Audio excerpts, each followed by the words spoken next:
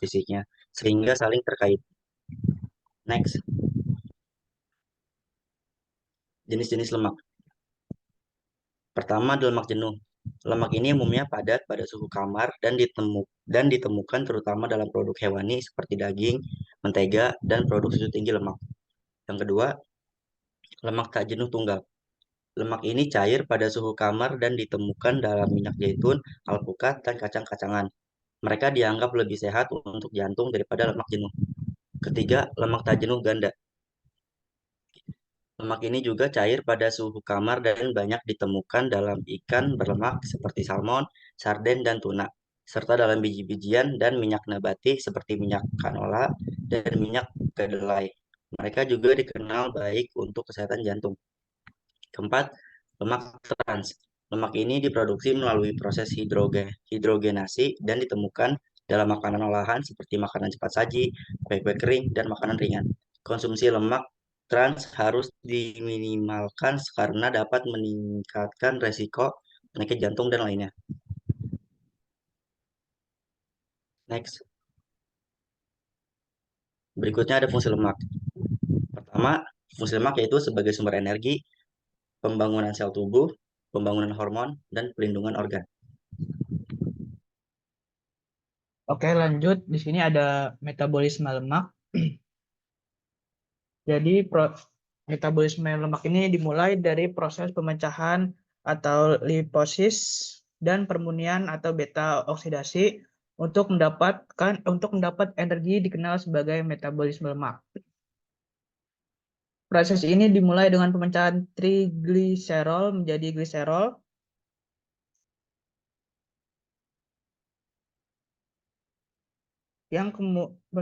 Asam lemak yang kemudian melewati glikosis untuk mendorong energi, sementara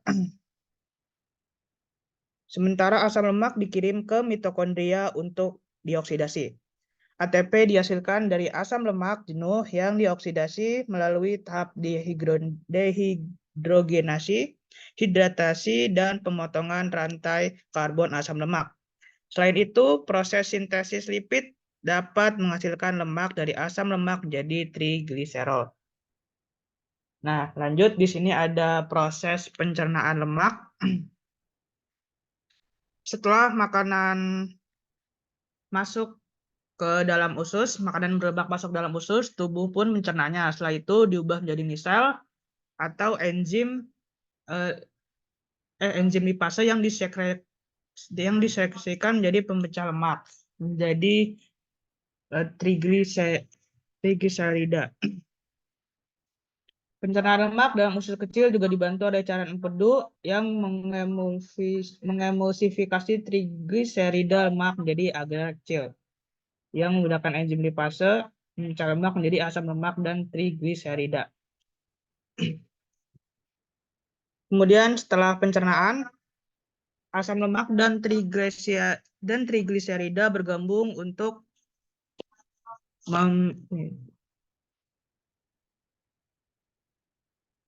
Setelah pencernaan, asam lemak dan trigliserida bergabung untuk membentuk butiran yang dilapisi protein yang disebut kilomikron. Hal ini memungkinkan lemak yang telah dicerna bergerak di lingkungan berair. Lalu selanjutnya, tubuh menyerap asam, lemak, dan trigliserida dan memasuki pembuluh limfatik, di mana mereka kemudian didistribusikan ke berbagai bagian tubuh.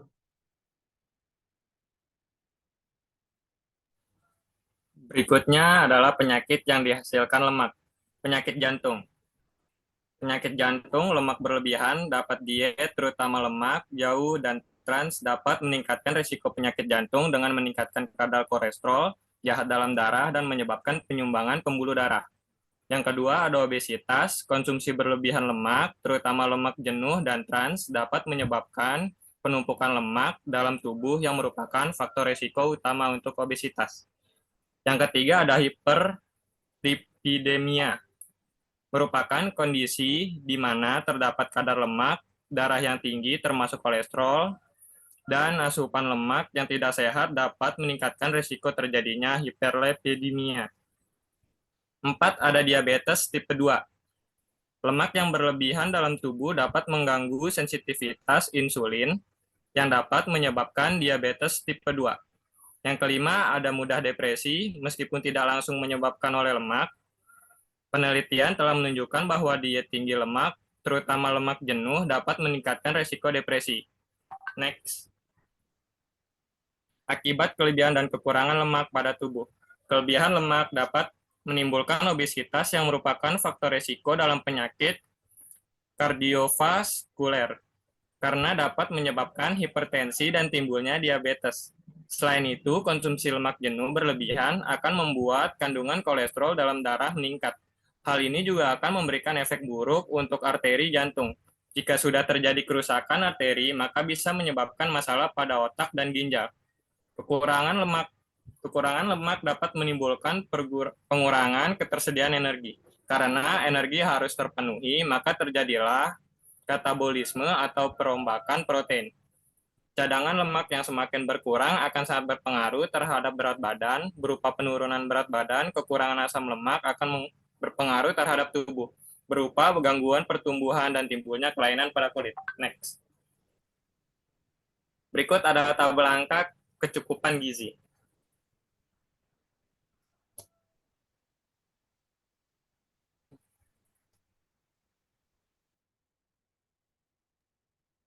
Mungkin sekian presentasi dari kelompok kami. Jika ada yang ingin bertanya, silakan bertanya.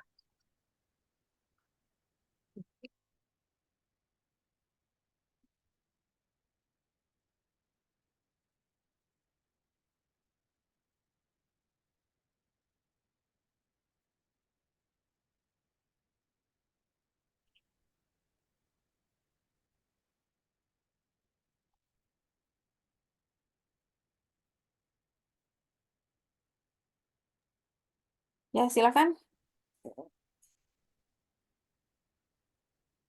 Nggak ada yang bertanya?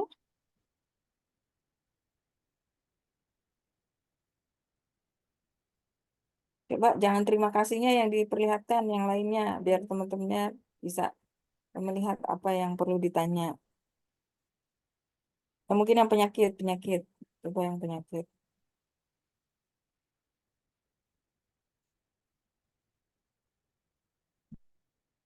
Ya, silakan.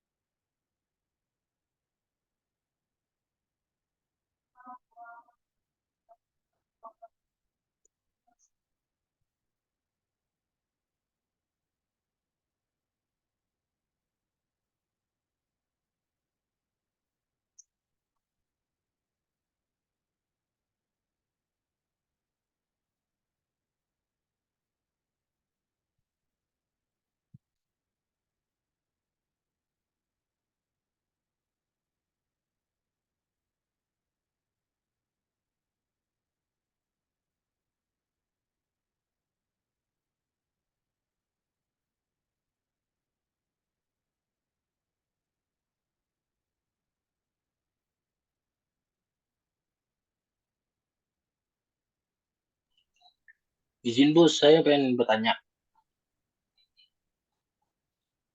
Ya, silakan. Siapa Di dalam namanya? Dimas Dimas. Erlangga. Oke, Ya. Di dalam presentasi disebutkan bahwa fungsi lemak diantaranya ada untuk pelindung organ. Apa yang dimaksud dari pelindung organ itu bisa dijelaskan? Oke, terima kasih. Oke, Dimas, terima kasih. Sebelumnya pertanyaan mungkin bisa ditampung dulu. Ada lagi nggak yang mau bertanya? Izin bertanya, Mi. Ya, boleh, Mas Irzan. Apa jenis lemak yang penting untuk kesehatan dan jelaskan, Mi. Oke, terima kasih. Mungkin ada lagi?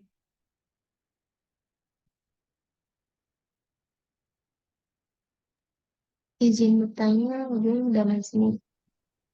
Ya, Mbak Putri, silakan. Apakah lemak jenuh menyebabkan resistensi insulin? Oke, terima kasih pertanyaannya. Mungkin ditampung 3 pertanyaan dulu ya untuk pertanyaannya.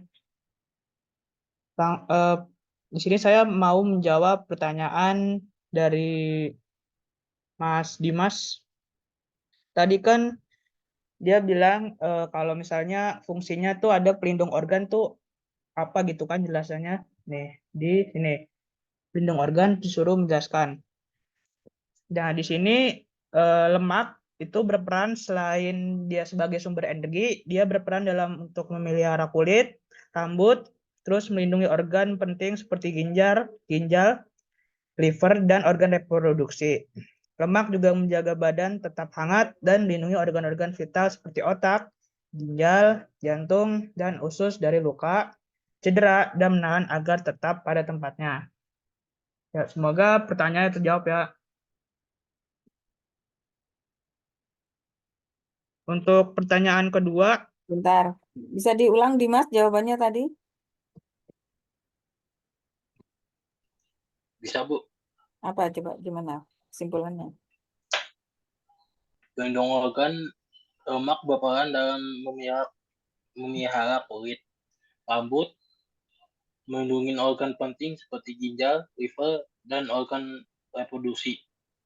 Lemak juga menjaga badan tetap hangat dan melindungi organ-organ vital seperti otak, ginjal, jantung, dan usus dari luka, cedera, dan menahan agar tetap pada tempatnya. Ya, baik. Jadi lemak itu juga fungsinya sebagai bantalan ya. Kalau di dalam tubuh itu, kalau orang jatuh, lemaknya cukup, nah itu dia nggak cepat patah tulangnya, gitu, nggak gampang menderita fraktur ya, karena ada bantalan yang menjaga supaya tidak mudah patah.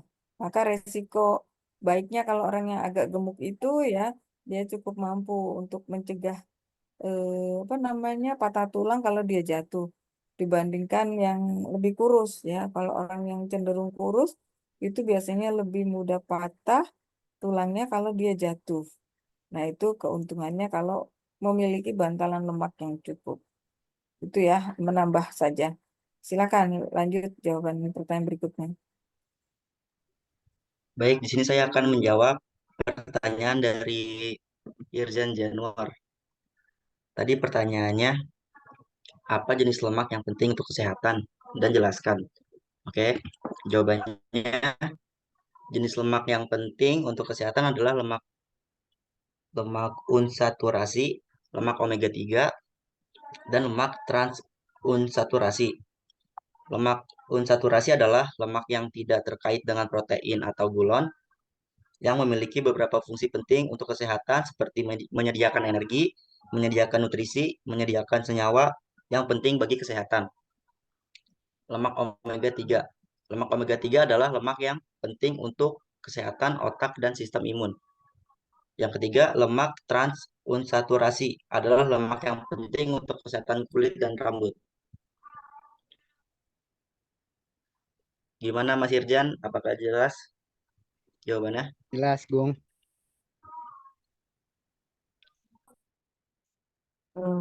Koreksi ya, koreksi pembacaan. Tadi siapa yang menjawab? Saya Bu, Agung Raffi Bu. Bukan unsaturati ya, an. Ya, bacanya an. Oh iya Bu, baik Bu.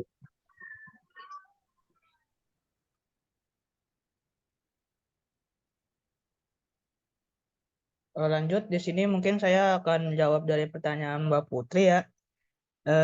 Nanyanya kan apakah lemak jenuh itu menyebabkan resistensi insulin ya?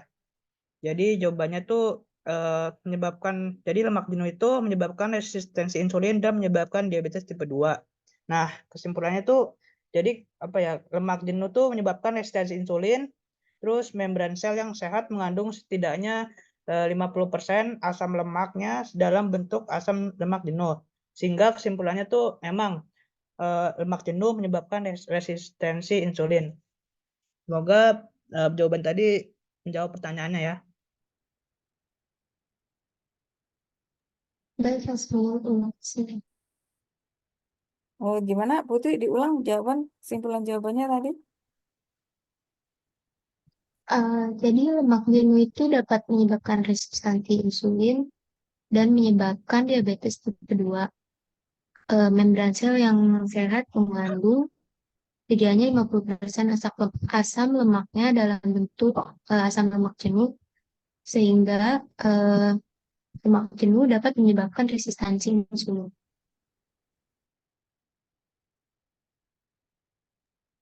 Oke, baik. Ya, saya rasa cukup penjelasannya seperti itu ya. Jadi selain itu juga lemak jenuh itu yang disebut dengan kolesterol jahat itu yaitu bisa menyebabkan penyumbatan pada pembuluh darah. Jadi kalau semakin banyak sumbatannya ya seperti selang. Ya, selang itu kalau kotorannya banyak ya tentu air yang mengalir melewati selang itu tidak akan lancar. Ya, sama juga dengan pembuluh darah kita. Kalau terjadi penumpukan lemak jenuh yang disebut sebagai kolesterol jahat itu terlalu banyak flek-fleknya ya itu akan menahan atau menyumbat aliran darah di dalam pembuluh darah kita.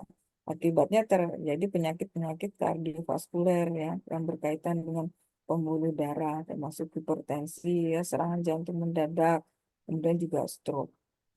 Oke, nah tadi kaitannya dengan insulin ya sudah dijelaskan oleh kelompok. Ya, prinsipnya eh, kelebihan apapun itu di dalam tubuh kita itu tidak baik. Jadi harus cukup saja, tidak lebih dan juga tidak kurang karena pasti akan menyebabkan atau menimbulkan adanya gangguan di dalam tubuh kita. Ya. Oke, lanjut. Selanjutnya pertanyaan apa berikutnya? Mungkin ada yang mau ditanyakan lagi dari teman-teman semua.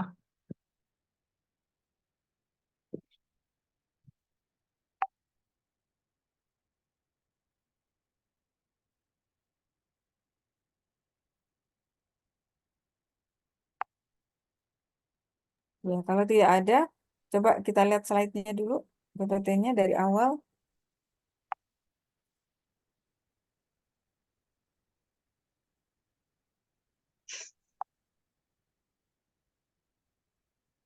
Nah, unsur pembentuk lemak ada nggak? Karbon, hidrogen, ada nggak unsur pembentuk lemak? Katanya belum ada ya. Jadi tadi definisi lemak, terus unsur pembentuk lemak itu apa saja unsurnya? Ya, kalau protein kan misalnya karbon, hidrogen, oksigen dan nitrogen ya, ditambah fosfor. Nah, kalau lemak itu apa? Nah, itu yang harus ditambahkan di slide awal dulu ya setelah definisi. Oke, terus lanjut dulu. Habis itu setelah definisi apa? Jenis lemak. Jenis lemak ada lemak jenuh, tidak jenuh, tunggal, tidak jenuh ganda, terus lemak trans. Oke, ini tadi seputar lemak tadi, seputar lemak ini nggak ada yang bertanya ini di sini. Apa bedanya lemak jenuh dan tidak tidak jenuh?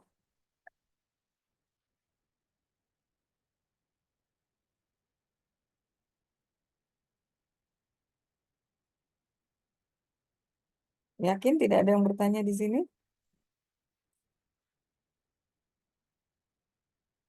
Oke, kalau tidak ada yang bertanya berarti paham ya perbedaan lemak jenuh dan tidak jenuh. Terus dan juga lemak trans. Lanjut.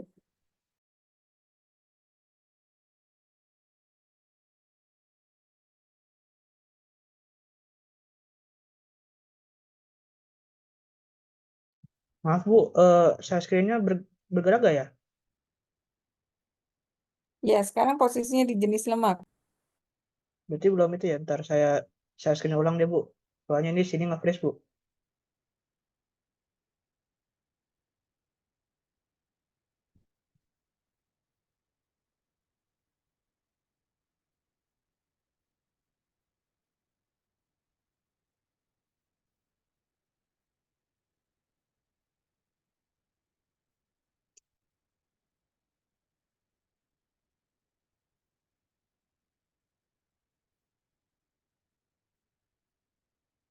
Udah ganti belum ya?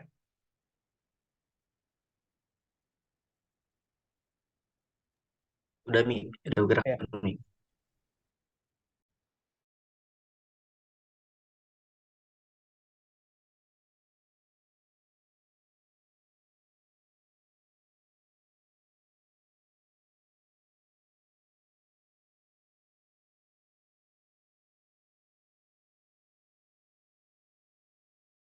Ya, berikutnya fungsi lemak. Oke, fungsi lemak sebagai sumber energi. Nah, karena dia sebagai sumber energi, berapa 1 gram lemak menghasilkan kalori?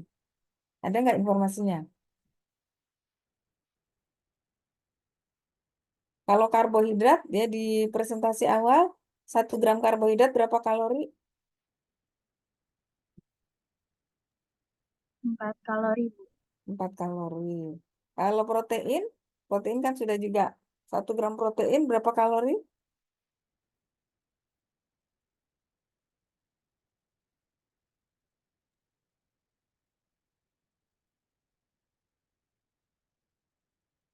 Berapa 1 gram protein?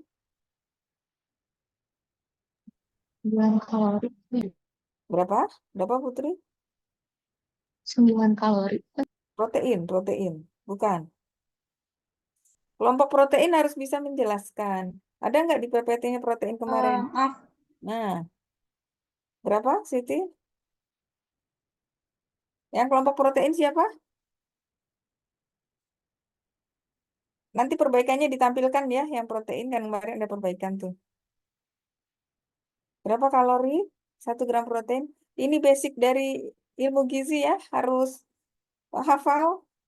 1 gram protein itu 4 kalori, Bu. Ya, 4 kalori. Jadi karbohidrat 4 kalori, 1 gramnya, protein 1 gram 4 kalori. Kalau lemak berapa? 9, Bu.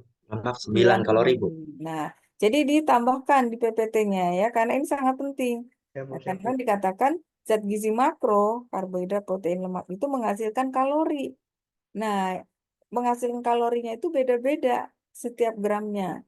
Nah, maka harus dijelaskan kenapa lemak sebagai sumber energi. Oh, karena dalam 1 gram saja kalau kita makan sumber lemak itu ada 9 kalori. Kalau sehari kita makan 100 gram lemak, ya dikali saja dengan 9 kalori. Maka lemak menghasilkan kalori yang lebih tinggi dari sumber karbohidrat. Makanya kenapa kita disuruh mengurangi makanan yang sumbernya adalah lemak, terutama lemak jenuh. Nah, gitu. Maka itu harus dijelaskan di PPT-nya, harus ada informasi berapa 1 gram lemak itu menghasilkan kalori karena dia dikatakan sebagai sumber makanan penghasil energi. Ya, ini penting ya. Ini basic basic dari ilmu gizi yang harus kalian pahami karena dari sini berangkat mulainya penghitungan-penghitungan untuk menentukan berapa kalori setiap kita butuhkan. Berangkatnya dari sini karena ini menjadi dasar penghitungan. Ya, jadi kalian harus hafal, harus hafal. Nah, ini fungsi lemak ya tadi sumber energi ya karena tadi cukup besar lemak itu menghasilkan kalori. Kemudian pembangun sel tubuh, kemudian pembangun hormon, kemudian pelindung hormon. Ada nggak penjelasannya dari masing-masing fungsi lemak ini tadi dari kelompok? Contoh misalnya pembangun sel tubuh. Ada penjelasannya? Bisa diulang?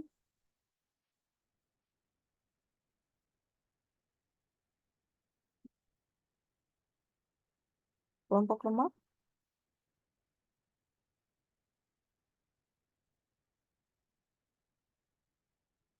Iya, Bu. Tadi tidak ada penjelasan, Bu. Cuman apa sebutin yang ada Ya, di PPT-nya sekarang aja. harus dijelaskan. Oh, ya, Bu. Kenapa fungsi lemak sebagai pembangun sel tubuh? Silakan. Silakan dijelaskan. Kenapa kalau penghasil energi tadi sudah ya. Kemudian kenapa dia juga sebagai pembangun hormon? Nah, pelindung organ tadi sudah ya karena ada pertanyaan. Nah, sekarang yang pembangun sel tubuh dan pembangun hormon. Silakan ditambahkan penjelasannya. Izin menjawab, Bu. Izin menjelaskan. Jadi, Ya. apa tadi pembangun hormon ya? Kalau pembangun hormon di sini lemak digunakan untuk membuat prostaglandin, Bu, atau senyawa yang berfungsi seperti hormon untuk mengatur fungsi tubuh seperti tekanan darah, sistem darah, denyut jantung, konstriksi pembuluh darah, dan pembekuan darah. Lemak juga berfungsi untuk membentuk hormon-hormon lain yang ada di dalam tubuh. Lalu untuk fungsi pembangun sel tubuh, di sini lemak penting dalam pembangunan dan fungsi sel-sel di dalam tubuh. Lemak membantu menyelimuti setiap sel dalam saraf agar dapat mengantarkan pesan lebih cepat dan baik. Untuk yang pelindung organ, tadi lemak berperan dalam memelihara kulit, rambut, melindungi organ seperti ginjal, liver, dan organ reproduksi. Lemak juga menjaga badan tetap hangat dan melindungi organ-organ vital seperti otak, ginjal, jantung, dan usus dari luka, cedera, dan menahan agar tetap pada tempatnya. Ya, nah itu sebaiknya ada penjelasan sedikit ya di slide ini. Gitu Iya. dikasih saja di sebelah mananya gitu ya sehingga kita bisa lebih jelas ya.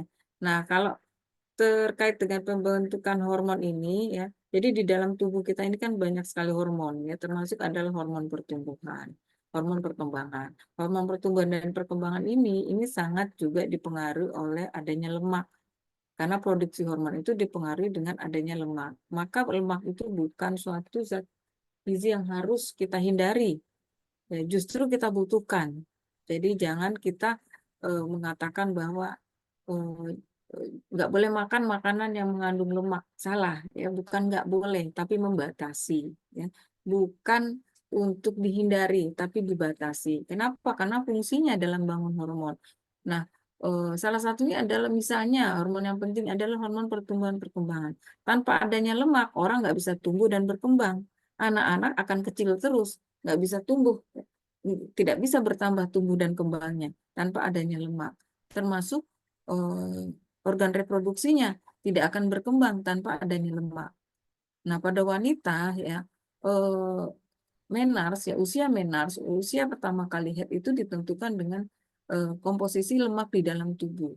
Jadi kalau dia lemaknya kurang ya menstruasinya akan terlambat. Biasanya usia menarasnya akan lebih lama ya karena kurang lemak dalam tubuh. Nah, tadi disampaikan lemak juga sebagai pelindung organ-organ tubuh itu sangat benar dan juga apa namanya penghambat. Nah, jadi maka kenapa orang yang gemuk itu cenderung tidak mudah kedinginan misalnya pada saat ada di lingkungan yang dingin ya dibandingkan orang yang lebih kurus ya karena dia fungsinya sebagai penghangat tadi. Jadi penghangat tadi ya. Jadi bantalannya itu cukup banyak ya dibandingkan orang-orang yang kurus. Nah, saya rasa itu tuh yang kayak gitu-gitu perlu dikasih penjelasan ya sedikit saja mungkin di bawahnya atau di mana atau ininya eh, apa namanya formatnya dirubah atau bagaimana silakan ditambahkan. Jadi tadi ya unsur pembentuk lemak terus jumlah kalori yang dikeluarkan dalam 1 gram lemak ya ditambah penjelasan ini dicatat ya apa perbaikannya. Terus lanjut slide berikutnya.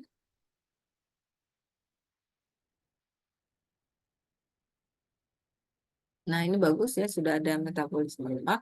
Jadi lemak di dalam tubuh ya itu akan diubah menjadi 2, yaitu asam lemak dan gliserol.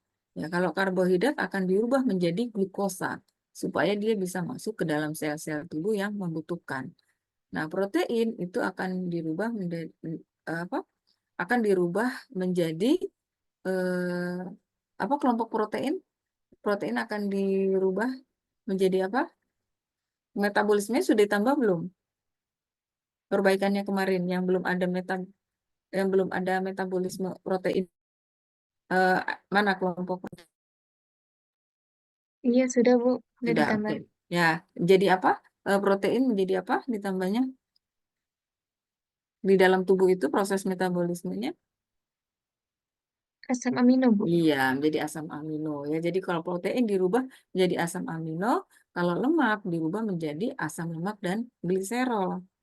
Nah, nanti pada akhirnya dia akan melalui proses yang namanya siklus Krebs ya, yang semuanya itu nanti akan menghasilkan energi ATP, adenosin trifosfat. Nah, itulah energi yang siap digunakan oleh tubuh kita. Nah, begitu apa metabolisme atau mekanisme singkatnya ya, bagaimana lemak yang kita konsumsi dari makanan itu bisa berubah menjadi energi melalui proses yang panjang. Ya, kalau mau didetailkan bisa dijelaskan melalui skema ya, skema atau gambar itu akan lebih baik. Kalau narasi gini kan perlu effort ya untuk membaca ya, untuk memahami. Tapi kalau kita gambarkan dengan skema, nah itu akan lebih cepat kita memahami. Ya intinya seperti itu. Ya, perencanaan juga sudah ada. Jadi semuanya itu zat gizi yang kita konsumsi ya yang sebagai sumber energi ya, maka disebut zat gizi makro itu ya karena menghasilkan kalori ya 3 ini karbohidrat, protein dan lemak. Minggu depan bahas vitamin dan mineral itu zat gizi yang tidak menghasilkan kalori. Jadi 3 zat gizi ini disebut makro ya karena kebutuhannya besar di dalam tubuh dan juga menghasilkan energi. Maka kita harus tahu prosesnya di dalam tubuh bagaimana dia bisa menjadi energi yang kita gunakan. Gitu ya. Jadi paham ya seperti itu penjelasan singkatnya supaya lebih mudah dipahami. Jadi kalau saran saya sih lebih baik metabolismenya dijelaskan pakai skema aja, pakai bagan gitu ya. Jadi lebih mudah ditangkap. Gitu ya kelompok bisa. Bisa, Bu. Bisa, Bu. Ya, sip. Lanjut, habis metabolisme lemak apa lagi? Penyakit. Oke, penyakit. Coba lihat penyakitnya dulu. Penyakit kelebihan lemak. Benar dulu. Kok sudah lari terima kasih? Belum selesai.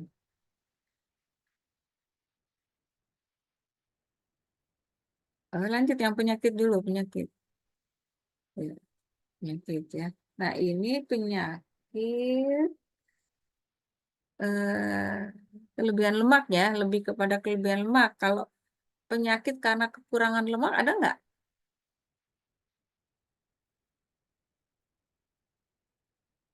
Ada nggak di PPT-nya? Ada, Bu, sepertinya, Bu.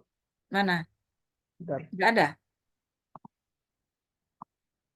Ini, Bu, kekurangan lemak, Bu. Oh, kekurangan lemak. Jadi dipisahkan saja. Jadi nggak double-double kan kalau oke. Jadi dipisahkan aja ya. Misalnya mana yang kelebihan lemak, dibikin pointer aja, jangan narasi supaya lebih mudah menangkap. Ya, misalnya yang kelebihan lemak bisa menyebabkan apa-apa-apa, kalau kekurangan lemak bisa apa. Itu ini dibuat pointer aja ya. Jadi Ya, Bu. slide 2 slide ya, slide untuk yang kelebihan lemak dan kekurangan lemak. Coba kalau kekurangan lemak apa di sini yang ditulis? Cadangan lemak semakin berkurang, pengurangan berat badan. Ya, yang pasti adalah eh, kekurangan berat badan, ya, kekurangan gizi, ya, terutama adalah kekurangan berat badan. Ya, karena memang tidak ada cukup lemak tubuh di dalamnya. Kemudian apalagi di sini gangguan pertumbuhan. Nah, silakan dijelaskan lebih lanjut ya kelainan pada kulit. Biasanya kalau lemak tubuh kita kurang itu juga bisa berdampak pada kulit ya. Sederhananya kulitnya itu mudah keriput. Nah, jadi itu biasanya keuntungan orang yang lebih cukup banyak lemaknya itu dia tidak mudah keriput ya kalau lemaknya cukup. Tapi kalau yang lebih kurus, nah itu biasanya juga lebih mudah ya apa namanya kelainan atau gangguan pada kulitnya. Silakan dijelaskan per slide ya. Jadi dibikin pointer saja, jangan narasi. Oke, lanjut cepat. Berikut. Nah, ini juga terlalu kecil. Jadi dibesarkan aja tabelnya ini kan masih cukup tempat ya. Supaya lebih jelas. Bisa ya, ini ditarik tabelnya supaya lebih jelas. Nah, untuk lemak mana ini? Lemak, oke. Lemak di sini ada total ya. Mungkin kita fokus ke yang total saja. Lemak total. Nah, ini dibedakan berdasarkan bisa dibesarin dulu nggak nih? Ditarik sebentar tabelnya. Bisa, Bu. Bentar ya, Bu.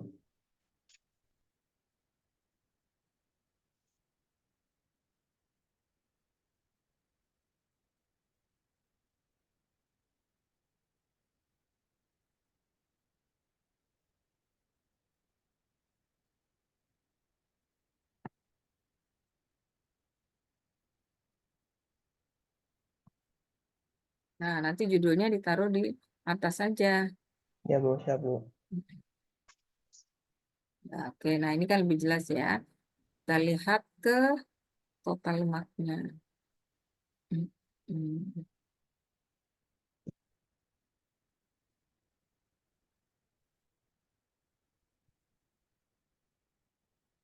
Oke, jadi kecenderungannya semakin bertambah usia, lemak tubuh yang diperlukan itu semakin meningkat. Ya, kalau kita lihat di sini, ya betul ya kecenderungannya. Nah, nanti dia masuk usia lansia, ini kan usia dewasa ya sampai 29 tahun. Nah, kecenderungannya kalau sampai pada usia lansia itu lemak tubuhnya akan semakin berkurang kebutuhannya, dia lebih kepada kebutuhan proteinnya. gitu ya. Cuma ini kan hanya sampai dewasa tapi nggak apa-apa. Jadi ini sudah mencerminkan ya. Ini adalah kebutuhan lemak per hari ya yang dianjurkan. Nah, mungkin kalian bisa lihat kalian masuk usia berapa. Misalnya rentang usia mungkin 19 sampai 29 ya atau 16 sampai 18. Nah, ini kebutuhan lemak totalnya adalah 70 gram per hari gitu ya. Jadi kalian bisa memperkirakan misalnya mengkonsumsi jajanan makanan atau minuman yang ada kemasannya. Nah, itu perhatikan labelnya. Di situ dia lemaknya berapa sudah memenuhi berapa persen dari kebutuhan lemak kita. Nah, itu informasi itu ada. Jadi informasi AKG namanya ya. Angka kecukupan gizi di setiap label kemasan itu ada. Misalnya lemak memenuhi kebutuhan AKG-nya 5%.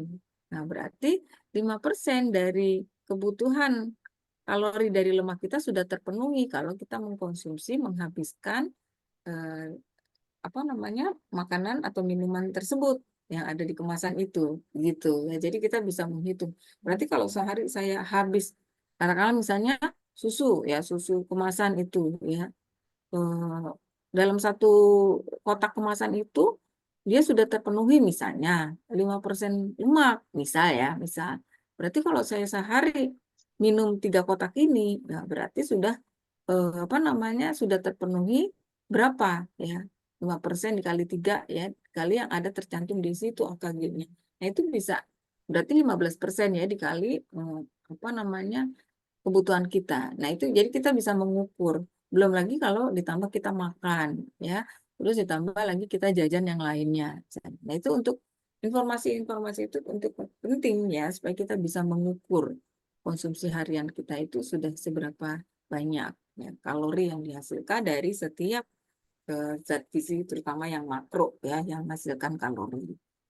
Oke, ini sudah ada sumbernya dicantumkan ya di sini di bawah misalnya ini AKG angka kecukupan energi yang diambil dari mana? Dari mana ini ngambil tabelnya? Sumbernya? Sumbernya di daftar pustaka, Bu. Ditaruh di daftar pustaka. Iya, betul daftar pustaka. Tapi di sini juga harus dicantumkan nih.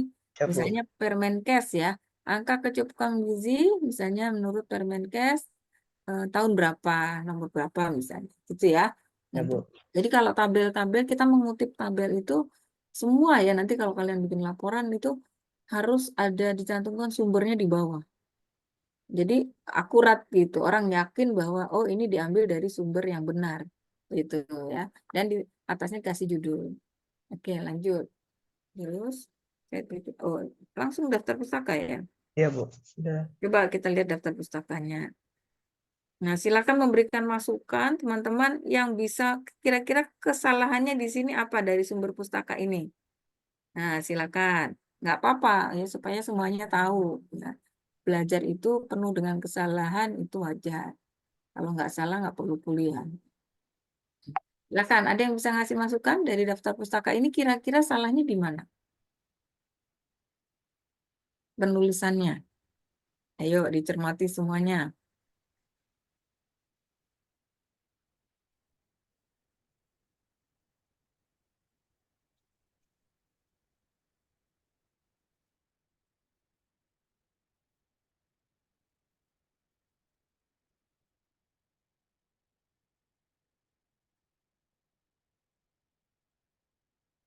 Kesalahan penulisannya di mana?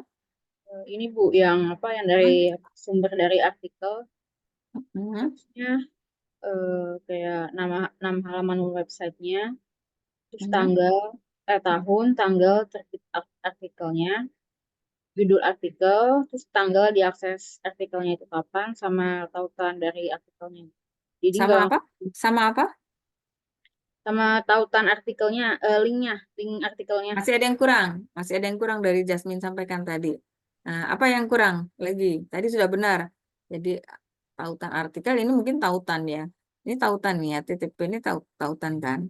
Judul artikel tadi benar. Ya. Apa lagi yang belum ada dari yang disampaikan Jasmine tadi?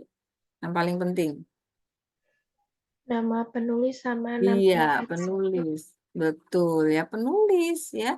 Penulis harus dimasukkan dong. Kan kita mengambil dari tulisan dia. Ya, jadi Nggak boleh kita malu mencantumkan orang yang tulisannya kita sadur, yang kita kutip. Nggak boleh gengsi. Ya kalau gengsi, kita dianggap plagiat. Mengcopy paste punya orang, ya tapi kita nggak mau bertanggung jawab. Ya, gengsi untuk mencantumkan namanya. Jadi penulisnya seperti itu, sama penulisnya kayak buku gini ya, Agung ya, atau yang kelompoknya ya. Jadi kan ini penulisan buku ini sudah benar nih, misalnya siapa nih, Ganang 2008. Nah, sama yang artikel-artikel ini juga gitu. Siapa penulisnya? Tulis penulisnya, misalnya Agung 2023. Terus judul artikelnya dari repositori Poltekkes ini, judul artikelnya apa? Nah, gitu. Pasti ada dong penulisnya ada, judul artikelnya ada. Baru nanti ini tuh dari apa? Memang sebaiknya sih jangan dari repositori ya, karena repositori itu kan ibaratnya perpustakaan online-nya mereka ya. Kalau artikelnya tidak lengkap, misalnya hanya muncul bab 2, gitu enggak yang diambil yang dari Poltekkes. Biasanya ini cuma potongan bab. Nah, sebaiknya ngambilnya yang artikel yang full text. Ya, misalnya artikel hasil penelitian itu kan full text dari latar belakang, dari abstrak, latar belakang dan seterusnya. Tapi kalau dari repositori, mungkin ini skripsi atau apa gitu ya, skripsinya anak Poltekkes misalnya, itu biasanya hanya potongan, misalnya hanya bab 2. Nah, itu sebetulnya nggak bisa kita pakai karena nggak ketahuan namanya juga kalau cuma potongan. Nah, sebaiknya jangan mengambil dari repositori. Ambil aja dari artikel jurnal, lebih bagus, lebih jelas gitu. Ya, itu masukan saya ya, Agung ya. Tapi kalau dari repositori ini full text, misalnya skripsinya full, dari cover ada namanya jelas, ya tanda tangannya ada, nah itu boleh kita pakai. Tapi kalau cuma potongan ini kan bab, nah ini mungkin mungkin ngambilnya bab 2 ini. Biasanya kayak gitu, nah itu nggak boleh kita jadikan daftar pustaka. Ya, harus ganti. Begitu yang juga yang nomor pertanyaan image. Image ini apa nih? Ini apa nih? Eh, bisa kasih penjelasan? Sumber pustaka yang kedua ini? Yaitu gambar yang dari tabel angka gizinya tadi, Bu. Nah, tabel tabel cukupan gizi tadi harus ambil dari Permenkes ya. Jadi jangan ngambil dari gambar. Ambil langsung dari sumber aslinya yaitu Permenkes. Download itu ada PDF-nya, ada tabel aslinya kayak gitu. Jadi kita mengambilnya sumbernya langsung dari situs resminya, bukan dari image yang dia juga ngambil dari situs yang lain gitu ya. Jadi kalau itu kan tabel baku ya, sebisa mungkin ngambilnya dari sumber aslinya. Karena itu yang mengeluarkan Kemenkes, ambilnya dari Kemenkes. Jangan ngambil dari tulisan orang. Gitu ya. Nah, ini pelajaran penting buat kalian yang mungkin nggak diajarkan di Medlit atau di penulisan ilmiah ya. Nah, ini sangat penting. Nah, mungkin nanti bikin laporan magang atau apa, harus gunakan kaidah-kaidah seperti itu. Ya, saya rasa 1-2 ini masih perlu diperbaiki, cari lagi yang lain sumbernya. Terus Halo Sehat mungkin ini bisa-bisa aja ya, tapi karena ini hanya PPT boleh aja ya. Tapi kalau nanti untuk skripsi ya, untuk laporan PBR misalnya jangan digunakan ya artikel-artikel ini karena apa ya, basis basis kita kan ilmiah ya. Jadi lebih baik ambilnya misalnya dari buku, artikel penelitian. Paling kan hanya artikel-artikel bacaan ya. Kalau untuk PPT boleh lah ya, tapi kalau untuk skripsi nanti jangan digunakan. Begitu juga misalnya head kompas ya, kecuali misalnya data. Ini kan Halo Sehat, head kompas, ini kan ngambilnya proses tubuh mencerna makanan. Ini kan ada di buku. Kenapa nggak ambil dari buku aja? Ya, begitu juga penyakit akibat lemak perut. Nah, ini juga ada di buku. Ngambilnya dari buku aja. Ya. Nah, ini juga terlalu banyak Halo Sehat, Detik, ya, apalagi Akademia Edu ini ya, pengertian lemak ini ada di buku semua. Jadi kalau yang kayak gini-gini teori, baiknya ambilnya dari buku, jangan ambil dari kayak gini-gini gitu ya. Dipandangnya juga kurang bagaimana ya, kurang berkualitas gitu. Kalau kita mencantumkan daftar pustakanya seperti ini, kesannya gini, kesannya kita nggak mau baca buku. Nah, gitu. Nah, ini perlu diperhatikan ya. Jadi jangan banyak-banyak mengambil sumber dari Kompas, Halo Sehat, ya itu menunjukkan si. Jadi kita tuh menulis itu akan menggambarkan siapa kita, gitu. Akan menunjukkan kualitas kita. Jadi tulisan itu bisa mencerminkan seseorang. ya. Kualitas penulis itu bisa mencerminkan seseorang. Maka hati-hati nanti kalau kalian bikin skripsi, ya bikin laporan PBL yang itu nanti untuk dipublikasikan, akan dibaca orang banyak. Nah, sumber pustaka itu mencerminkan bagaimana si penulis. Semakin banyak daftar pustaka dan kualitas pustakanya bagus, itu mencerminkan menulisnya pinter. Nah, itu bisa dilihat dari situ. Ya. Banyak yang menyampaikan, para ahli juga menyampaikan seperti itu, terutama akademisi. Ya. Jadi sumber kutipan daftar pustaka itu kelihatannya enteng ya, tetapi justru itu akan menunjukkan siapa kita. Ya, intinya seperti itu. Gitu ya, saya rasa masih bisa lah ini diperbaiki ya. Ambil dari buku saja, pengertian, metabolisme lemak. Ada buku gizi banyak ya, pakai aja buku. Pakai dari Google Scholar tuh ambil yang e-book ya, walaupun tidak semuanya tampil, tapi kan ada yang bisa ditampilkan. Tidak ada yang halamannya hilang gitu ya. Tapi yang halamannya ada kan bisa kita pakai. Jadi ambil dari buku ya. Jadi jangan ambil dari sini. Oke, kalau yang lain nggak masalah ya. Ini kan buku ajar. Ini udah bagus. Kayak gini-gini itu lebih lebih berkualitas ya data pusaka. Kecuali data. Misalnya data tren penyakit tidak menular ya di dunia. Nah, ambil dari WHO situsnya. Nah, itu harus ya kalau data harus mengambil dari situs resminya.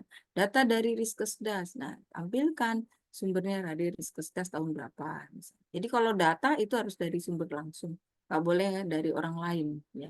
Nah, itu cara ya, cara-cara teknik bagaimana kita mengambil sumber data pustaka. Saya rasa itu ya, kelompok ya sudah cukup bagus.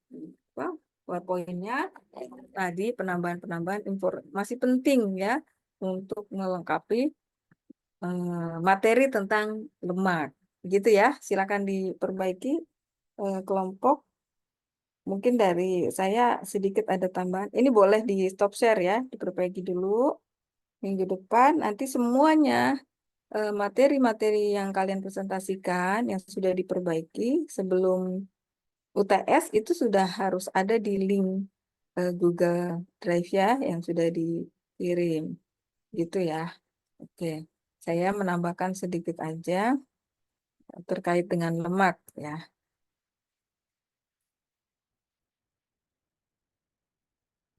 Yang tidak ada saja ya, kalau yang ada sudah banyak. Ya. Nah, lebih ke ini ya tadi yang dijelaskan. Jadi 3 jenis lemak. Ada lemak kita sebut dengan lemak jenuh, saturated fat ya. Ada lemak tidak jenuh, unsaturated fat ya. Dan asam lemak trans. Nah, kita perlu tahu nih perbedaan dari lemak jenuh, tidak jenuh, dan asam lemak trans. Sebetulnya kalau dari ngomongin kimianya, ini terkait dengan ikatan sih ya.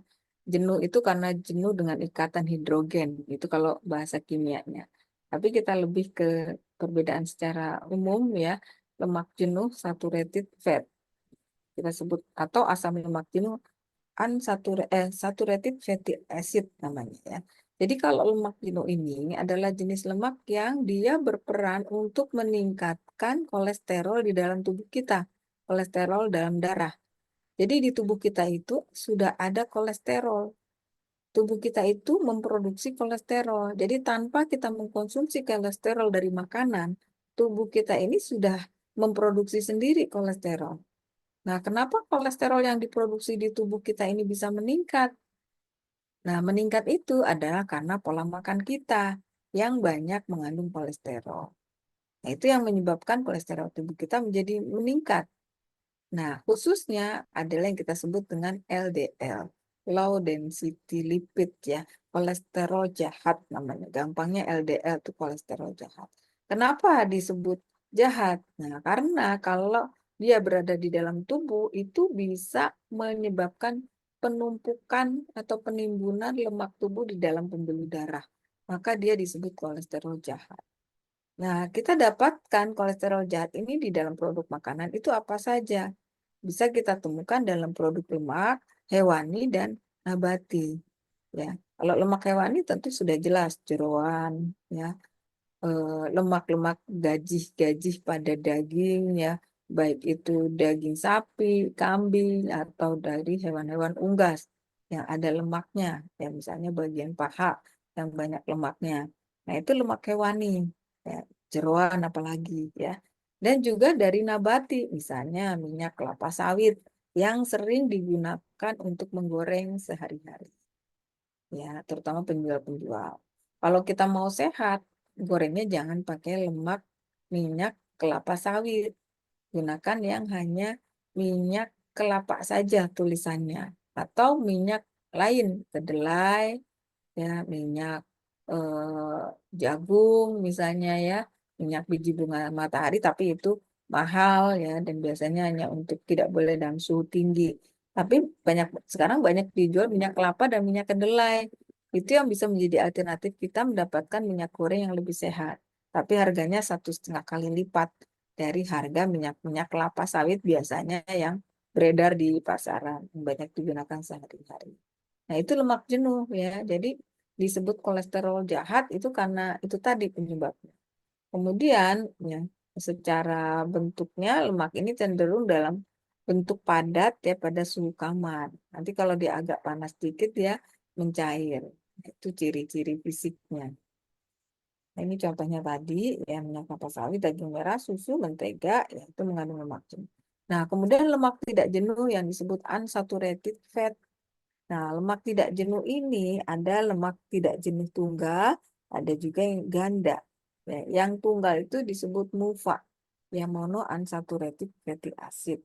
Yang tak jenuh gandanya itu disebut poly unsaturated fatty acid atau PUFA namanya. Ya. Nah, contohnya kalau lemak tidak jenuh ganda ini bisa terdapat pada minyak-minyak yang tadi saya sebutkan ya, ada di minyak jagung, minyak zaitun misalnya, minyak biji bunga matahari ya. Nah, itu minyak-minyak yang termasuk tidak jenuh ya. Nah, lemak yang tidak jenuh ini dia mempunyai efek yang lebih kecil untuk meningkatkan kadar kolesterol darah. Justru dia meningkatkan kolesterol yang baik. Ya, lawannya dari LDL yaitu HDL, ya, high density lipid. Jadi lemak itu tidak semuanya jahat. Nah, maka jangan selalu kita mengatakan lemak harus dihindari. Enggak bisa. Ya, karena bagaimanapun juga lemak di dalam tubuh kita itu diperlukan. Yang tadi disampaikan oleh kelompok, fungsi lemak itu banyak. Nah, sekarang tinggal kita memilih lemak apa yang kita konsumsi. Mau lemak yang baik atau lemak yang tidak baik. Nah, ada pilihannya di sini. Nah, seperti itu ya. Jadi ini bedanya antara lemak jenuh dan lemak tidak jenuh. Jadi kalau lemak tidak jenuh justru dia bisa meningkatkan kolesterol baik di dalam tubuh kita. Ya, termasuk adalah alpukat. Alpukat ini jenis lemak tidak jenuh. Jadi jangan difitnah alpukat sebagai makanan tidak sehat karena mengandung lemak. Salah ya.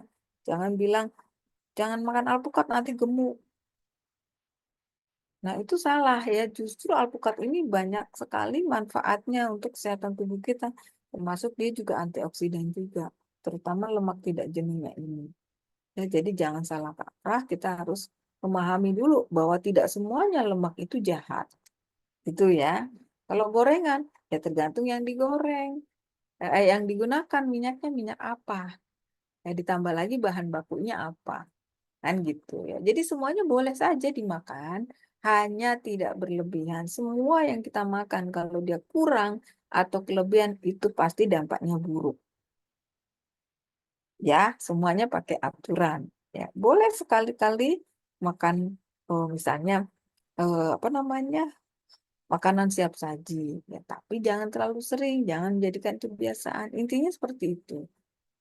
Itu ya. Jadi tidak semua lemak itu jahat. Ya, jadi jangan dihindari tapi dibatasi dan dipilih ya lemak yang sehat. Daging juga mengandung lemak, tapi ada daging yang lemaknya minim. Bahkan ada orang yang menderita penyakit jantung masih boleh makan daging, ya tapi daging yang memang lemaknya sudah dipisahkan. Nah, begitu jadi tergantung apa namanya jenis lemak yang kita pilih. Gitu ya. Nah, ini saya rasa yang perlu dipahami. Ini asam lemak esensial dan non esensial nanti silakan dibaca. Nah, ini perbedaan tadi ya secara ikatan kimia. Mungkin nanti silakan pahami. Ini kemudian 1 gram lemak, ini 9 kalori tadi yang belum ada informasinya ya. Saya singkat aja biar cepet. Lemak trans. Nah, ini satu lagi jenis lemak. Jadi ada lemak jenuh, lemak tidak jenuh, dan lemak trans. Ya, lemak trans atau trans fatty acid. Nah, kalau asam lemak trans ini itu terjadi karena proses kimia yang kita sebut hidrogenasi. Misalnya apa? Misalnya minyak dari lemak yang dari minyak kelapa yang bukan kelapa sawit, misalnya dari minyak kelapa yang lebih sehat, ya misalnya dari minyak kelapa kedelai. Kalau dia dimasak, digunakan dengan suhu yang tinggi dan digunakan berulang-ulang, nantinya jatuhnya akan berubah menjadi lemak trans. Jadi lemak yang tidak sehat. Awalnya lemaknya sehat, tetapi karena dia biasanya ibu-ibu kalau goreng kan kalau minyaknya belum keruh, belum dibuang.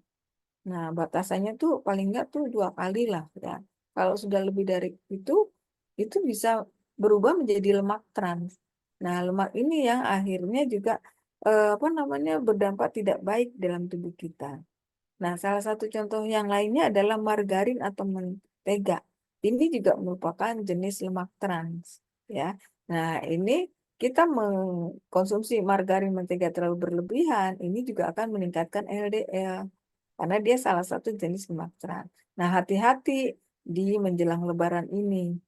Ya, semua jenis kue-kue Lebaran yang kita beli, kita makan, kita bikin, mungkin itu semuanya pasti pakai mentega atau margarin, ya kan? Nah, mentega margarin ini termasuk salah satu jenis lemak trans.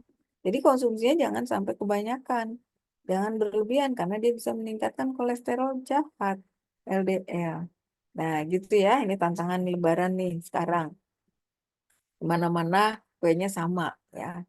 Di rumah kuenya sama, ke tetangga kuenya sama, ke saudara juga kuenya sama, ketemunya itu lagi itu lagi. Nah, itu hati-hati ya.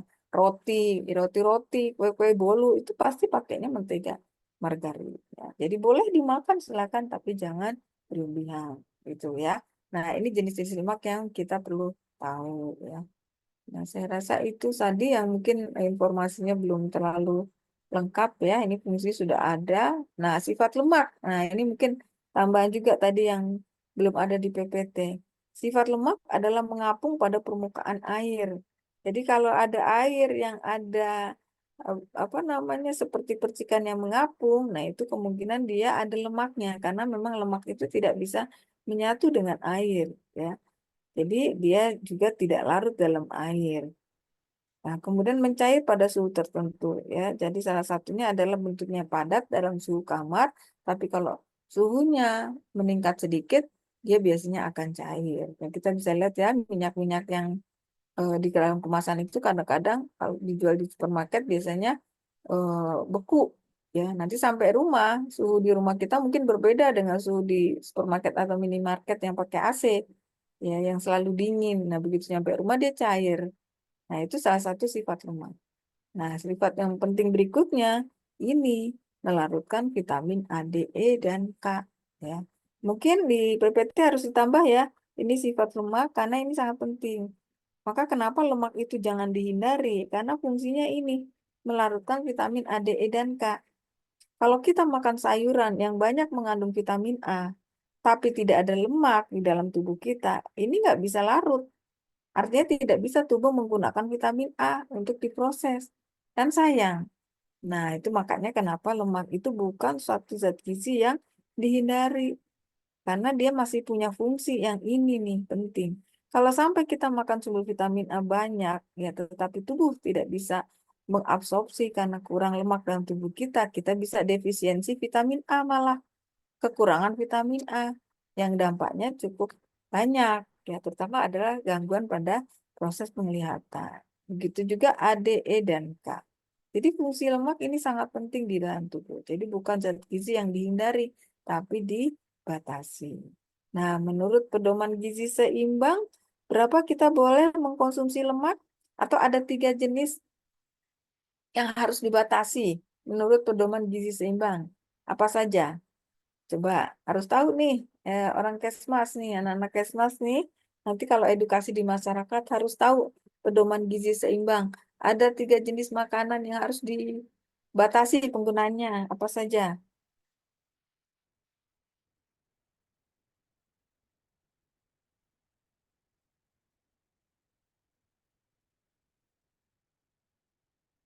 Apa? Harus tahu ya, nanti kalau ada yang tanya, Mas, sekolahnya di Kesmas ya? Kalau ngomongin makanan tuh apa sih yang harus kita batasi supaya kita nggak begini begitu? Nah, kalian harus bisa jawab. Nah, apa tuh 3 itu? Ya,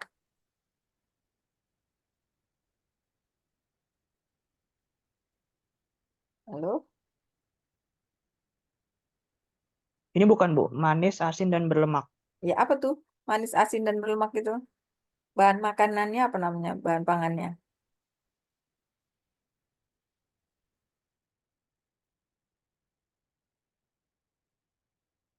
Apa? 3 bahan pangan yang harus dibatasi? Ini harus tahu ya semuanya.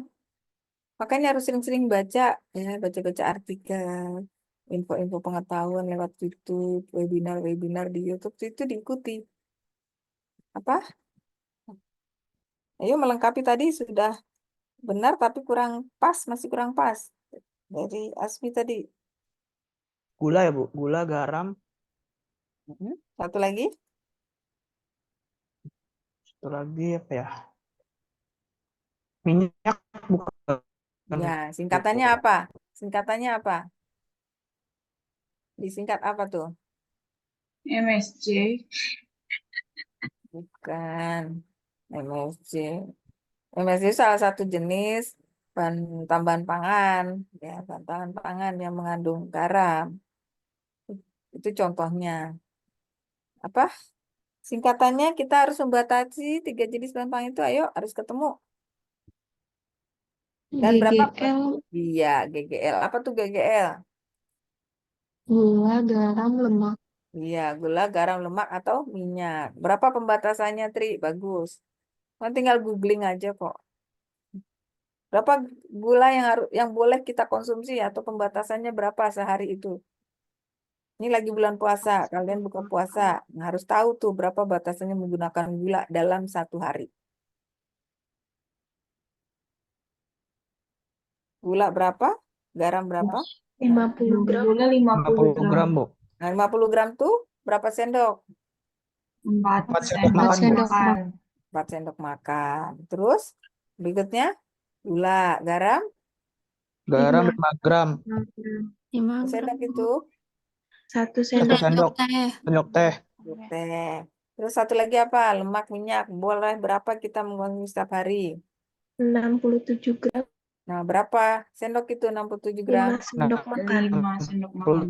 7 gram, Bu. Itu harus kalian pahami, 5 dihafal, dan sendok makan diterapkan. Ya, minyak. harus difahami dan diterapkan. Itu nanti sebagai edukasi kita di rumah, di keluarga. Ya, jadi kalau dalam bulan puasa ini nih kita buka puasa pakai teh manis, berapa sendok yang kita gunakan? Ya, tadi batasannya gula itu hanya boleh 4 sendok. 4 sendok makan. Ya, kita sudah menggunakan gula berapa sendok untuk teh kita. Terus nanti malam misalnya minum apa? Kopi. Kopi pakai gula lagi, berapa sendok lagi tuh. Nanti sahur bikin lagi nggak minuman manis. Misalnya bikin susu atau jus jeruk yang pakai gula, berapa sendok. Itu harus bisa menghitung. Belum lagi kita makan makanan yang lain yang ada gulanya. Itu nggak kehitung tuh. Ya. Nah, itu harus dipertimbangkan itu. Jadi itu pembatasan. Menurut pedoman gizi seimbang, nggak boleh kita lebih mengkonsumsi gula setiap hari itu lebih dari 4 sendok makan. Kenapa? Karena sekarang tren penyakit diabetes mellitus itu sangat luar biasa meningkatnya. Apa? Pedoman gizi seimbang itu diterapkan setiap hari. Jadi kita nggak lupa, nggak googling dulu. Masa nanti kalau ada orang yang tanya kita googling dulu, kan malu ya. Nah, itu gula. Terus lemak. Berapa sih kita boleh apa tadi lemak? 67 gram. Nah, setara dengan Bapak 5 sendok makan. Nggak boleh lebih dari itu menggunakan lemak atau minyak. Nah, maka kita perlu membatasi konsumsi yang digoreng-goreng itu. Ya, apalagi gorengannya berulang-ulang. Minyaknya dalam suhu tinggi, ya kemudian dipakainya berulang-ulang. Sampai hitam baru dibuang. Nah, itu sudah berbahaya tuh. Ya, nah itu jadi kalau garam tadi hanya boleh berapa 1 sendok teh itu setiap hari. Padahal makanan kita sehari-hari itu ada banyak garam. Tadi disebutkan MSG itu contoh garam. Nah, MSG itu monosodium glutamat itu adalah garam. Ya, kalau kalian mencicipin MSG pasti asin. Itu pakai garam, tinggi garamnya. Belum lagi kita pakai bahan makanan yang lain, misalnya kecap. Kecap ada garamnya. Saus ada garamnya. Ya, terus saus tiram ada garamnya, tinggi malah ya. Jadi kalau beli bakso ya, di mangkok baksonya dikasih garam, kuahnya di abangnya itu sudah ada garamnya. Tambah lagi kita pakai kecap, tambah lagi kita pakai yang lain-lain, itu semua jadinya garam. Nah, itu jadi kita perlu membatasi penggunaan garam itu ya, kita sendiri yang memperkirakan.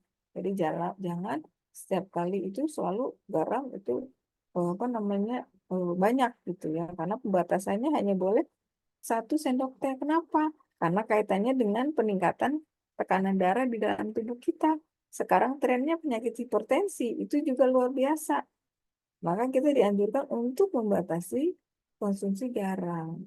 Nah, maka pedoman gizi seimbang itu dipakai ya, bukan cuma diapalin buat ujian untuk UTS dan UA, tapi diimplementasikan dalam kehidupan kita sehari-hari.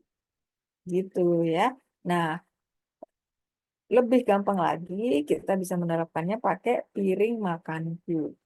Nah, piring makanku itu silakan di googling. Kayak apa sih kita mengkonsumsi makan setiap hari itu dalam 1 porsi piring itu kayak apa formasinya? Nah, silakan di googling. Nah, nanti kalau ada materi yang gizi seimbang mungkin nanti dibahas di situ ya. Jadi informasi-informasi penting ini kita harus tahu ya, apalagi sebagai tenaga kesehatan masyarakat. Saya rasa itu ya tambahan dari saya. eh Masih ada yang ingin ditanyakan atau didiskusikan? Bu, mungkin saya izin Bu, ya. Ya, halo. Izin bertanya, Bu. Ya, silakan. Itu jadi saudara saya itu seperti saya kalau misalkan Suaranya kurang jelas, Tri. Kok malah suaranya kurang dekat mungkin ya, agak jauh dari saya. kedengeran nggak, Bu? Ya, agak lebih baik. Iya, saya izin bertanya, Bu. Jadi tuh kalau misalkan selama bulan puasa ini kan tadi kan pembatasan gula itu kan ada batasnya biasa itu 4 sendok. Tapi gimana kalau misalkan orang itu tuh ngomong kalau misalkan gulanya cuma segitu tuh bawaan dia puasa tuh malah lemes, Bu. Itu sebenarnya kenapa, Bu? Gimana tadi pertanyaan yang terakhirnya kurang jelas? Jadi tuh Agak. kalau misalkan dia konsumsi gula secukupnya malam, misalnya kayak dari takarannya itu kan 4 sendok. Itu tuh dia malah setiap puasa tuh bawaannya malah lemes gitu, Bu. Dan dia ngomongnya tuh ya itu karena kurang makan manis, kurang gula. Jadi setiap buka puasa atau setiap udah waktunya bisa makan tuh dia makan tuh selalu semua yang manis-manis tuh dimakan, bahkan coklat semua tuh dimakan gitu, Bu. Dan kata dia tuh dari situ dia kayak semangat gitu, jadi nggak lemes. Ya, nenek ini ya, ini yang suka salah persepsi di masyarakat, ya pusing-pusing dikit bilangnya kurang gula, ya. Apa namanya, lemes-lemes dikit bilangnya kurang gula, akhirnya apa-apa yang dimakan yang manis, apa-apa yang diminum manis-manis ya. Makanya kenapa orang diabetes itu sekarang banyak. Nah, ini pengetahuan yang perlu diedukasi.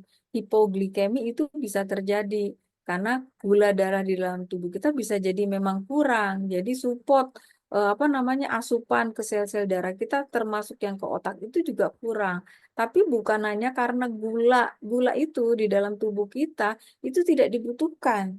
Ingat ya, gula itu bukan zat gizi yang dibutuhkan, malah gula itu bukan zat gizi.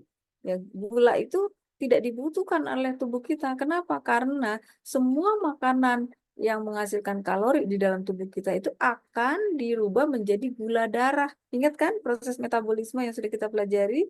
Akan dirubah semuanya menjadi gula darah. yang itu akan digunakan oleh tubuh kita. Tanpa kita makan gula meja yang sehari-hari itu pun, tubuh kita akan memproduksi gula darah, akan membentuk gula darah dari semua makanan kita makan.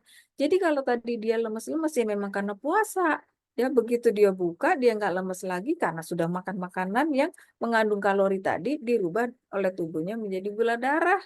Jadi bukan karena teh manisnya, bukan karena apa namanya pulang kalinya yang manis, bukan karena es buahnya yang manis, bukan. Karena memang semua yang makan itu dirubah menjadi gula darah dalam tubuh kita. Akhirnya gula darah tadi masuk ke dalam sel-sel tubuh kita yang membutuhkan, mengalirlah ke semua termasuk ke sel otak. Maka sel otak kita bisa tidak menjadi pusing karena sudah ada asupannya itu dari glukosa, gula darah. Jadi bukan dari gulanya itu, bukan. Ya, gula darah itu semua dari makanan yang menghasilkan kalori dirubah menjadi gula. Gula darah yang kita sebut glukosa itu. Gitu. Nah, mungkin pemahaman ini yang perlu kita jelaskan. Ya. Kadang-kadang karena orang sudah kebiasaan pusing minum gula, minum teh manis, itu ya karena kebiasaan aja sih. Jadi sudah apa sih istilahnya tuh, apa ya namanya tuh sugesti ya, sudah tersugesti kalau dia lemas itu minum gula selesai urusannya. Nah itu sudah tersugesti ya akhirnya menjadi itu satu kebiasaan. Nah ini mungkin yang pelan-pelan mesti diedukasi. Jadi tubuh itu tidak memerlukan gula. Malah ada apa namanya ahli gizi ya, ahli gizi apa namanya yang dia karena memang ekspertnya di bidang gizi dan menekuni apa namanya semua hal yang berkaitan dengan makanan ya, dia benar-benar menghindari gula ya, baik itu gula yang asli ya maupun makanan-makanan yang banyak tinggi gulanya, contoh coklat misalnya ya, itu tidak dikonsumsi dan baik-baik saja gitu. Gula darahnya tidak menurun. Kenapa ya? Karena memang tubuh itu tidak memerlukan gula. Gula itu akan ada di dalam tubuh kita dari proses metabolisme semua makanan. Nah, gitu itu mungkin yang perlu dijelaskan. Sehingga itu sedikit-sedikit harus pelan-pelan harus dikurangi supaya tidak tergantung dengan apa namanya bentar-bentar minum yang manis, bentar-bentar pusing, lemes minum yang manis. Bukan. Ya, nah, itu perlu edukasi yang perlu dipahami. Jadi itu apa ya? Ya itulah pemahaman yang berkembang di masyarakat kita. Ya, kenapa kalau dia pusing pagi-pagi? Saya juga pernah ketemu orang di pasar ya, di penjual apa ya lupa saya. Dia bilang, aduh kepala saya pusing belum minum teh manis gitu. Dia bilang begitu. Ya, ya karena itu sudah suatu kebiasaan aja. Ya, coba dia makan, mungkin nggak pusing lagi, gitu ya. Kenapa orang minum teh manis terus langsung bisa segar? Ya memang gula itu di dalam tubuh kita, terutama gula dalam bentuk gula sederhana ya, itu cepat meningkatkan yang namanya indeks glikemik dalam tubuh. Jadi dirubah menjadi glukosanya cepat, sirup, permen, ya, gula meja, itu gula-gula sederhana. Jadi dia nggak melalui proses pemecahan lagi, langsung dia jadi gula darah dalam tubuh kita, maka langsung seger. Nah, itu bisa terjadi karena gula sederhana yang dikonsumsi. Tapi kalau itu sering dikonsumsi, indeks glikemiknya menjadi lebih cepat.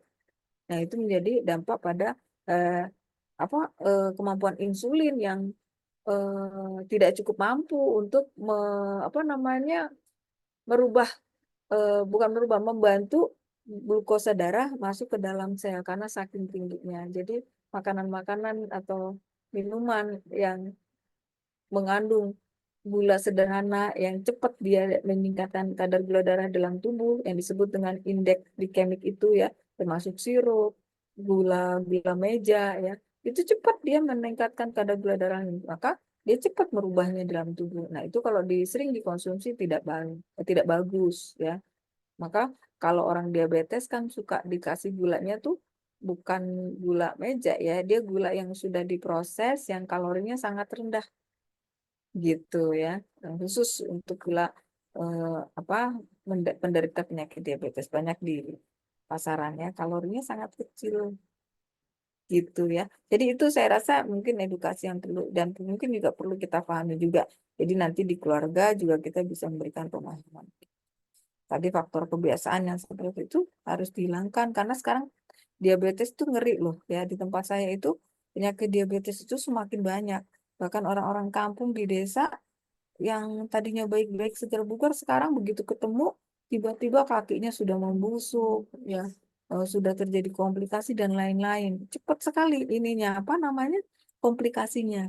Nah itu ngeri ya yang di sini tempat saya, rumah saya di Bekasi ya, itu banyak di lingkungan RW saya yang tadinya ibu-ibu yang tadinya masih mudanya cantik, segar, sehat, aktif, produktif, tiba-tiba sekarang ketemu, udah lama nggak ketemu, sudah kelihatan fisiknya berbeda dari dulu, dari yang dulu ya. Sudah nggak secantik dulu ya, sudah kelihatan nggak bergairah, lemes gitu ya, sudah tidak produktif lagi. Ternyata menderita DM. Nah, itu luar biasa ya, DM tuh betul-betul penyakit yang menakutkan karena komplikasinya luar biasa kemana-mana. Bahkan sampai ke catatan tubuh ya, bisa diamputasi dan lain. Nah, semoga kita tidak seperti itu. Makanya itu, menggunakan prinsip pedoman gizi seimbang itu penting bisa kita terapkan dalam kehidupan kita sehari-hari juga keluarga. Itu yang perlu diedukasi ya. Penting banget ya. Gitu. Saya rasa itu ya. Mungkin cukup ya. Sudah jam 1, saya belum sholat juga. Kita ketemu lagi ternyata sebentar, saya belum konten ya. Kita kan sudah mulai libur ya, ini pertemuan terakhir ya. Jadi kita ketemu lagi setelah Lebaran. Ya, tapi tanggal berapa saya lupa deh. Tanggal berapa ya? Eh, dan sudah ada juga jadwal UTS tuh. Nah, silakan nanti pertemuan selanjutnya siapa tuh habis Lebaran kelompoknya berikutnya.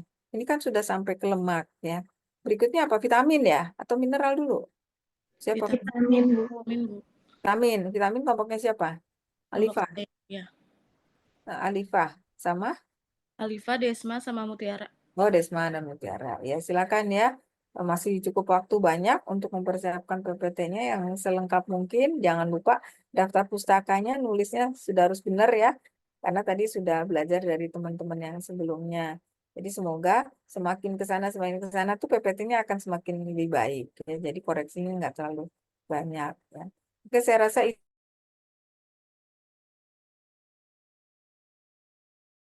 kan mohon maaf ya lahir batin apabila ada kita melakukan perkuliahan di Zoom maupun di offline. Mungkin nanti ketemu lagi kita offline setelah Lebaran ya. Nanti saya diomelin sama Prodi kalau online terus. Udah ya, begitu dulu dari saya. Kita cukupkan sampai di sini. Selamat siang. Assalamualaikum warahmatullahi wabarakatuh. Waalaikumsalam warahmatullahi Makasih ya, Bu. wabarakatuh. Makasih. Makasih, Bu. Saya izin live ya. Terima Ya, kasih Bu. semuanya. Bu.